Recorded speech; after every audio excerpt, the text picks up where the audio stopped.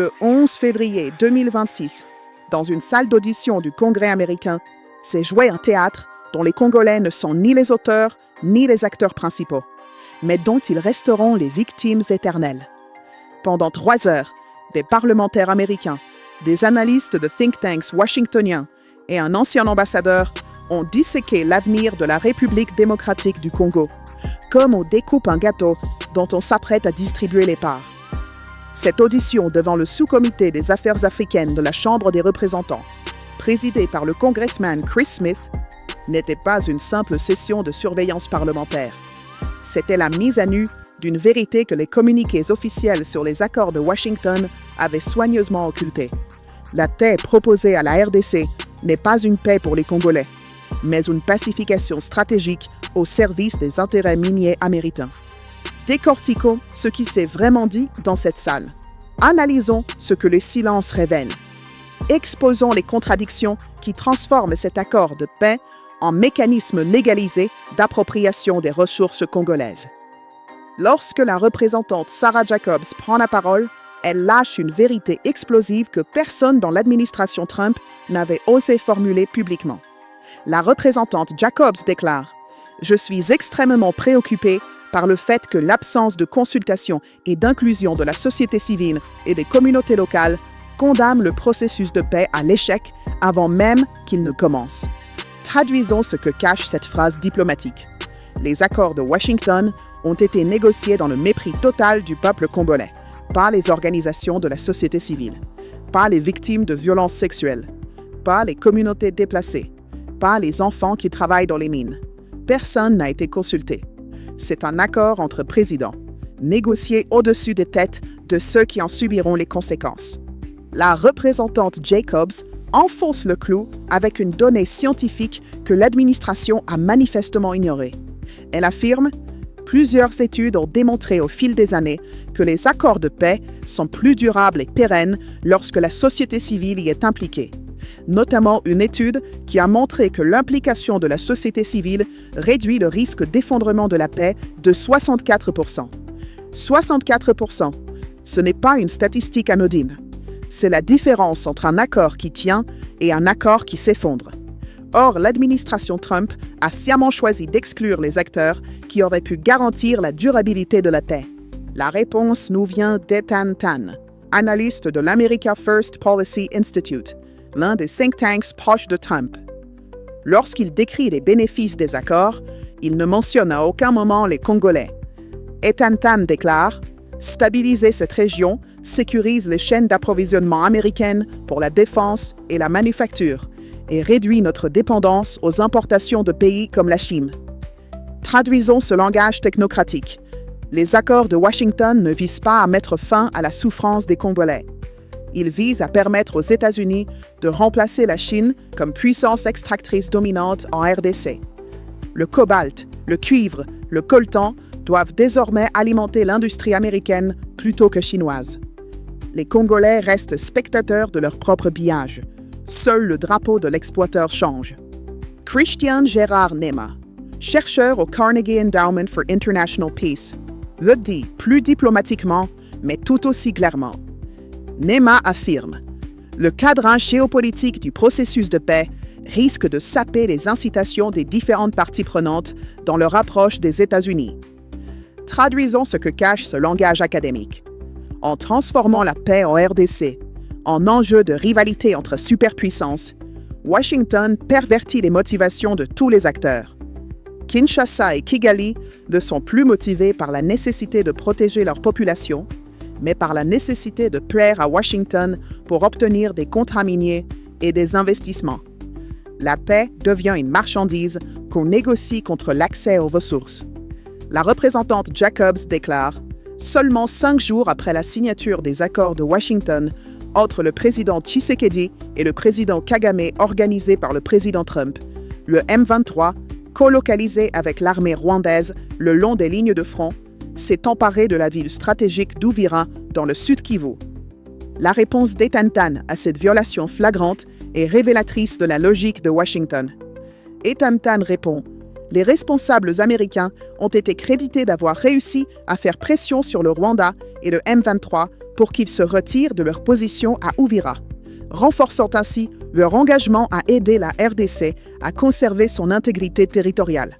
Traduisons ce que signifie vraiment cette formulation. Faire pression n'est pas sanctionner, ce n'est pas punir, ce n'est pas tenir responsable. C'est juste demander gentiment. Washington a supplié Kigali de bien vouloir respecter un accord signé 5 jours plus tôt. Aucune conséquence, aucun prix à payer. Or, pendant l'audition, le chairman Chris Smith lui-même admet qu'aucune sanction n'a été imposée au Rwanda 2 mois après la signature des accords. Le chairman Smith constate, malgré les promesses du secrétaire Rubio et de l'ambassadeur Waltz, il y a 2 mois, selon lesquels ils utiliseraient tous les outils à leur disposition pour tenir le Rwanda responsable et s'assurer que les promesses faites par le Rwanda au président soient tenues, l'administration n'a toujours pas annoncé de nouvelles sanctions ou de mesures de responsabilisation contre le Rwanda ou le M23. Traduisons cette constatation. 2 mois après la signature, après la prise d'Uvira, après les violations continues du cessez-le-feu, après les viols massifs documentés par l'UNICEF, Washington n'a rien fait. 0 sanction, 0 conséquence. L'impunité totale. Pourquoi cette impunité? La réponse est dans la structure même des accords de Washington. Ethan Tan la donne involontairement. Ethan Tan explique « Les accords jettent également les bases de futurs investissements et projets d'infrastructures américains tels que le corridor de Lobito et le port en eau profonde de Banana. » Traduisons ce que cela révèle. Le corridor de Lobito et le port de Banana sont les véritables priorités de Washington. Ces projets d'infrastructure sont essentiels pour acheminer les minerais congolais vers l'Atlantique, loin de la sphère d'influence chinoise. Et pour réaliser ces projets, Washington a besoin du Rwanda comme partenaire régional clé. Sanctionner Kigali signifierait compromettre ses investissements stratégiques. Donc, quelles que soient les atrocités commises par le Rwanda, Washington fermera les yeux. L'intervention de Tony Hall, ancien ambassadeur et ancien membre du Congrès, est la plus dévastatrice de l'audition. Cet homme a consacré sa vie à la lutte contre la faim et l'exploitation des enfants. Il parle avec une autorité morale que personne dans cette salle ne peut contester. Et il lâche une bombe. Tony Hall affirme « Ce n'est un secret pour personne et cela est connu depuis plus de 15 ans que les enfants sont exploités et victimes de traite dans l'extraction du cobalt au Congo. » Des dizaines de journalistes d'investigation ont documenté le problème dans les médias imprimés et électroniques. Des douzaines de rapports ont été écrits par l'ONU, Amnesty International, les universités américaines et internationales. Nous croyons qu'au moins 40 000 enfants, et peut-être jusqu'à 200 000 enfants de moins de 12 ans, travaillent dans le secteur minier de la RDC, gagnant moins de $2 par jour. 200 000 enfants. Certains aussi jeunes que 3 ans, selon Tony Hall, travaillant 7 jours sur 7, 12 heures par jour, sans chaussures, pour moins de $2 par jour. La question que Tony Hall pose ensuite au Congrès est implacable. La représentante Chrissy Houlihan l'interroge. Lorsqu'ils élaboraient les accords de Washington, pourquoi les accords étaient-ils silencieux sur les violences contre les femmes et aussi contre les enfants? Ethan Tan, représentant l'administration Trump, ne peut que bafouiller une réponse évasive. Ethan Tan répond « Je ne parle pas au nom de l'administration, mais d'après mes recherches, les moteurs principaux derrière les accords de Washington étaient d'amener les 2 présidents à s'entendre sur les normes de sécurité et économiques. » Traduisons ce que signifie cette réponse. Les normes de sécurité et économiques ne concernent pas les enfants qui meurent dans les mines. Elles concernent la sécurité des investissements américains et les standards économiques qui permettront l'extraction efficace des minerais. Les 200 000 enfants exploités ne sont pas une norme à traiter. Ils sont un détail regrettable, mais acceptable dans la grande stratégie géopolitique. Tony Hall enfonce le clou avec une comparaison historique dévastatrice. Tony Hall rappelle « Il y a 30 ans, le chairman Smith et moi avons voyagé ensemble et sommes allés dans différents pays. Je me souviens qu'en Sierra Leone, nous sommes tombés face à face avec les diamants de conflit. ce que nous appelions les diamants de sang. Nous avons adopté une législation qui a exercé des pressions sur les fournisseurs pour garantir des pratiques équitables. Maintenant, au lieu que les gens achètent des diamants de sang à 60%, c'est maintenant tombé à 1%. Traduisons ce que révèle cette comparaison. En 1990, le Congrès américain a pris des mesures contraignantes pour arrêter le commerce des diamants de sang. En 2026, ce même Congrès regarde passivement pendant que le cobalt extrait par des enfants alimente les batteries Tesla et les iPhones. Pourquoi cette différence? Parce qu'en 1990, les diamants n'étaient pas stratégiques pour la sécurité nationale américaine. En 2026, le cobalt l'est. Alors, Washington ferme les yeux sur l'exploitation des enfants. Le chairman Smith prononce à plusieurs reprises le nom de Xi Jinping et du Parti communiste chinois avec un dégoût palpable. Il dénonce l'exploitation chinoise du cobalt congolais, le travail des enfants, le raffinage au Xinjiang où se déroule un génocide. Mais Christian Gérard Nema, le chercheur du Carnegie Endowment, ose dire ce que personne d'autre dans la salle ne veut entendre. Nema déclare « L'objectif ne devrait pas être de penser à attirer des investisseurs américains. L'objectif devrait être de penser à comment avoir un environnement commercial sain en RDC qui soit ouvert à quiconque vient faire de bonnes affaires. » Traduisons ce que signifie cette intervention courageuse. Le problème n'est pas que la Chine exploite le cobalt congolais. Le problème est que quiconque l'exploite sans que les Congolais en bénéficient. Remplacer la Chine par les États-Unis ne résout rien si les mêmes mécanismes d'extraction prédatrice restent en place. Les Congolais ne souffrent pas parce que c'est la Chine qui vole leurs ressources. Ils souffrent parce qu'on vole leurs ressources. Point. Or, que proposent les accords de Washington? Un accès préférentiel des entreprises américaines aux gisements congolais. Un Strategic Asset Reserve, où Kinshasa a transmis une liste d'actifs stratégiques à Washington. Des projets d'infrastructure comme le corridor de Lobito, qui vise à acheminer les minerais vers l'Atlantique, loin de la Chine. Nulle part dans ces accords, il n'est question de transformation locale. Nulle part, il n'est question d'usine de raffinage à Kolwezi ou Lubumbashi. Nulle part, il n'est question de transfert de technologie. Tony Hall le dit explicitement. Tony Hall affirme « Le Project Vault ne prévoit aucune garantie de transformation locale. Les 12 milliards ne sont pas destinés à construire des usines de raffinage à Kolwezi ou à Lubumbashi. Ils ne visent pas à créer une industrie congolaise du cuivre transformé ou des batteries électriques. Non, ces milliards vont financer l'extraction et l'exportation de minerais bruts vers les États-Unis. Traduisons ce que cela signifie. Le Project Vault de 12 milliards de dollars de Trump ne changera rien au statut de la RDC comme simple pourvoyeur de matières premières. Pendant que les entreprises américaines extrairont le cobalt, le cuivre et le coltan, c'est en Amérique que seront construites les usines de batteries, les centres de recherche, les emplois qualifiés. Les Congolais resteront creuseurs de trous, comme ils l'étaient sous les Belges, comme ils l'ont été sous les Chinois, comme ils le seront sous les Américains. Même structure, même exploitation, même pillage. Seul le drapeau change. À plusieurs reprises pendant l'audition, les représentants démocrates, notamment Saa Jacobs et Kisi Ulahan, pressent l'administration Trump d'imposer des sanctions au Rwanda. La réponse d'Ethan Tan est un chef-d'œuvre de langue de bois.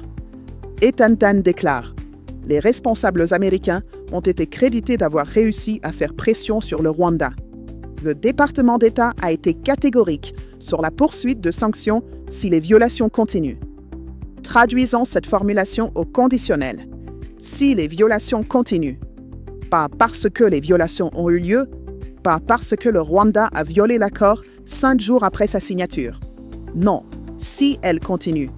C'est du futur hypothétique, du jamais maintenant, de l'éternelle promesse sans engagement. Or, Christian Gerard Nema coupe court à cette rhétorique creuse.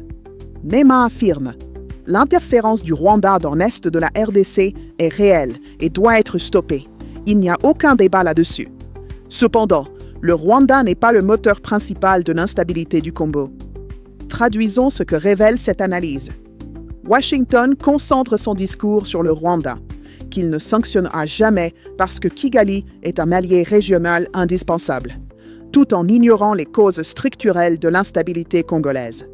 La gouvernance catastrophique, la corruption systémique, l'absence d'état de droit, l'armée congolaise qui collabore avec les FDLR.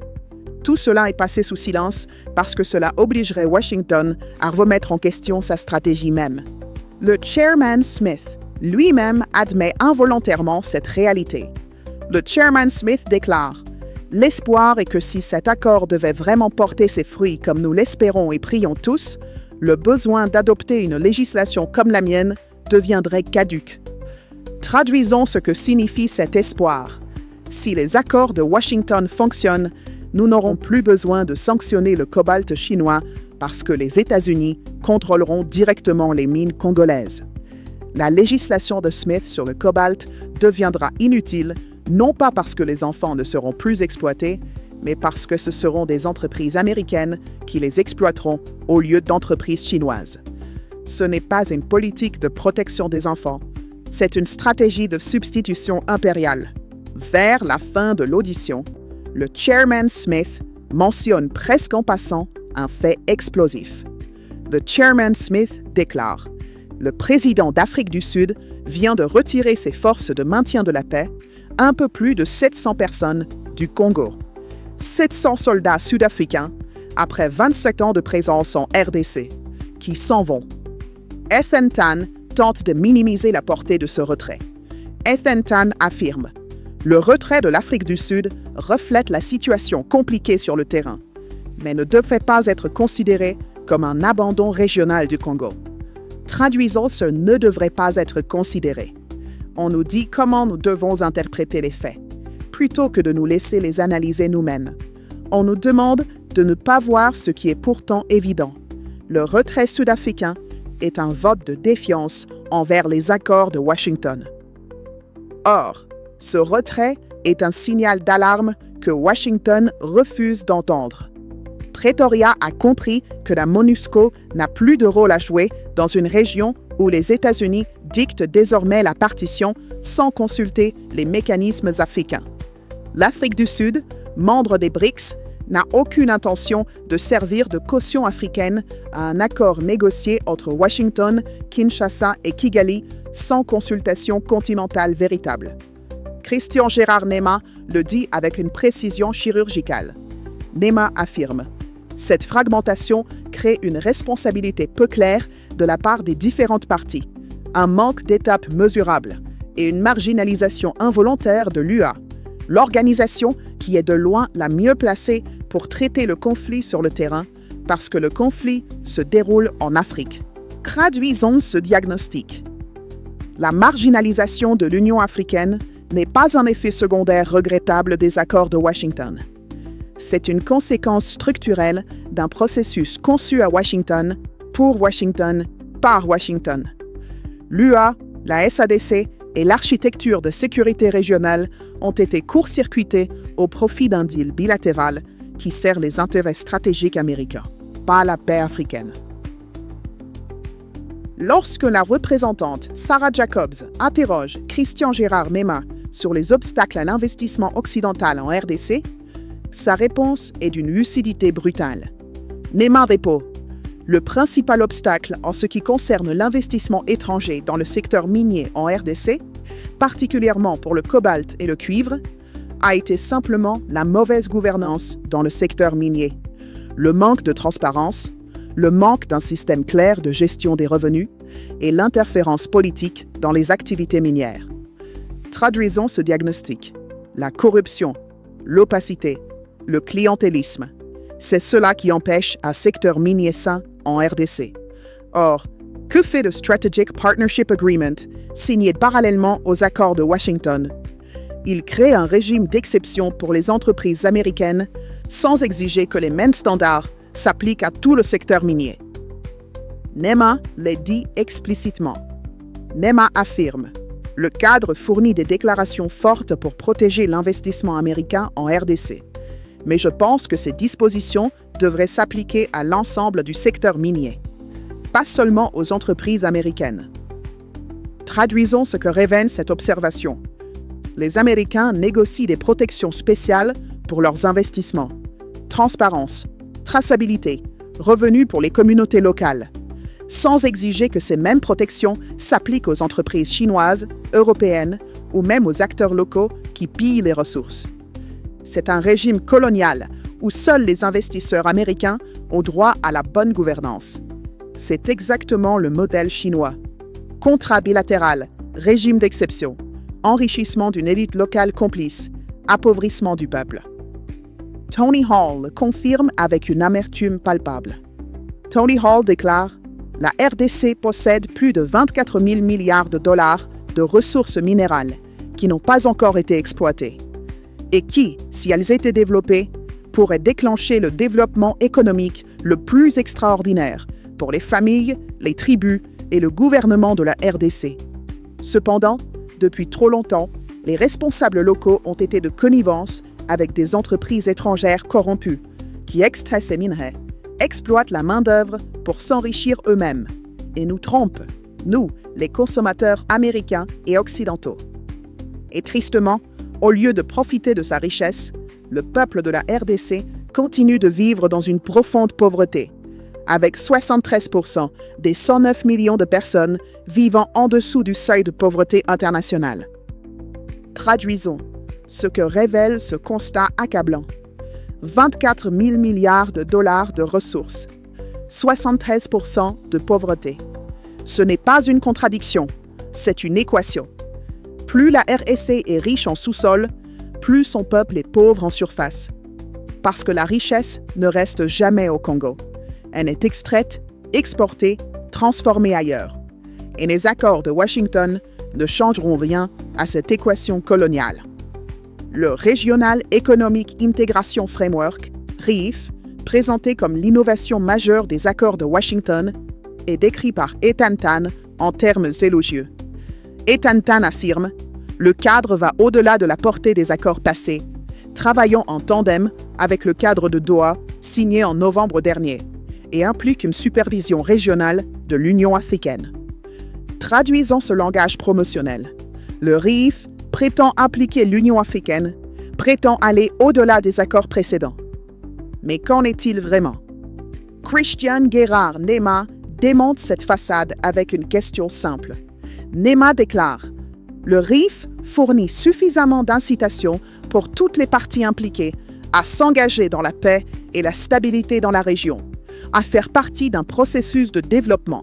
Mais en même temps, comme je l'ai dit dans mes remarques d'ouverture, le fait que vous n'incluiez pas des pays comme le Burundi et l'Ouganda, d'autres pays qui sont encore militairement actifs en RDC pour des raisons de sécurité et économique, vous semez les graines d'une instabilité future dans la région. Traduisons ce que révèle cette analyse. Le REF exclut le Burundi, exclut l'Ouganda, deux pays qui ont des troupes en RDC, deux pays qui exploitent les ressources congolaises, deux pays sans l'accord desquels aucune paix régionale n'est possible. Pourquoi cette exclusion calculée? Parce que Kampala et Bujumbura ne sont pas des priorités pour le Project Vault de Trump. Seuls comptent Kinshasa et Kigali, les deux verrous du corridor minier que Washington veut sécuriser. Le VS n'est pas un cadre d'intégration régionale. C'est un pacte sélectif entre trois capitales, Washington, Kinshasa, Kigali, au détriment de tous les autres acteurs régionaux. C'est une balkanisation économique déguisée en coopération régionale. La représentante Chrissy Houlihan lâche une statistique qui devrait faire la une de tous les journaux du monde. La représentante Houlihan déclare: l'UNICEF estime que les enfants représentaient entre 35 et 45% des près de 10 000 cas de viol et de violences sexuelles signalés aux acteurs de la protection en janvier et février seulement. 10 000 viols en 2 mois, 35 à 45% de victimes enfantines. Faites le calcul. Un enfant violé toutes les 30 minutes. La réaction de Tony Hall, seul témoin à répondre à cette question, est d'une tristesse infinie. Tony Hall déclare « La dernière fois que j'étais au Congo, j'ai rencontré des enfants soldats. J'ai aussi rencontré beaucoup de femmes qui ont été victimes de violences sexuelles. Je n'ai jamais vu un pays qui comptait autant de femmes qui ont été violées sexuellement. J'ai visité 130 pays. Je n'ai jamais vu un pays qui avait autant de violences sexuelles dans ma vie que dans le Congo. » Traduisons ce témoignage déchirant. 130 pays visités. Aucun aussi terrible que la RDC pour les violences sexuelles. Tony Hall a vu l'Éthiopie pendant la famine. Il a vu la Sierra Leone pendant la guerre des diamants de sang. Il a vu le Soudan pendant le génocide du Darfour. Et pourtant, c'est la RDC qui détient le record absolu de l'horreur sexuelle. Et que disent les accords de Washington sur ces violences sexuelles? Rien. Que dit le Strategic Partnership Agreement? Rien. Que dit le RIF? Rien. La représentante Chrissy Houlihan pose la question qui tue. Lorsqu'ils élaboraient les accords de Washington, pourquoi les accords étaient-ils silencieux en ce qui concerne la violence contre les femmes et aussi contre les enfants? Ethan Tan ne peut que bredouiller d'une réponse pathétique. Ethan Tan répond « Je ne parle pas au nom de l'administration, mais d'après mes recherches, les moteurs principaux derrière les accords de Washington étaient d'amener les deux présidents à s'entendre sur les normes de sécurité et économiques. » Traduisons ce que signifie cette réponse. Les normes de sécurité et économique ne concernent pas la sécurité des femmes violées, ni celle des enfants exploités. Elles concernent la sécurité des investissements américains et les normes économiques qui permettront l'extraction efficace des minerais. Les 10 000 femmes et enfants violés en 2 mois ne sont pas une norme à traiter. Ils sont un dommage collatéral acceptable dans la grande stratégie géopolitique. Cette audition du Congrès américain révèle une vérité que les Congolais doivent regarder en face. Les accords de Washington ne sont pas un accord de paix, mais un contrat minier déguisé en initiative diplomatique. Et les preuves s'accumulent de manière accablante. Premièrement, la société civile congolaise a été totalement exclue du processus, alors que les études démontrent qu'une consultation réduit de 64% le risque d'échec. Ce qui fait dire à la représentante Sarah Jacobs que ce processus est condamné avant même de commencer. Deuxièmement, 2 mois après la signature, et malgré la prise d'Uvira et les violations continues, Washington refuse de sanctionner Kigali parce qu'il a besoin du Rwanda pour sécuriser ses investissements, comme l'a publiquement admis le chairman Chris Smith. Troisièmement, alors que 200 000 enfants travaillent dans les mines et qu'un viol d'enfants survient toutes les 30 minutes, les accords restent totalement silencieux sur cette question. Une omission que Tony Hall a dénoncée frontalement en soulignant que les normes de sécurité et économique de l'administration Trump ne concernent manifestement pas les enfants congolais. Quatrièmement, les 12 milliards du Project Volt serviront uniquement à extraire et exporter des minerais bruts vers les États-Unis sans financer la construction de raffineries locales, comme l'a explicitement affirmé Tony Hall. Cinquièmement, le Strategic Partnership établit un régime d'exception qui protège exclusivement les investisseurs américains sans exiger la même transparence pour l'ensemble du secteur minier.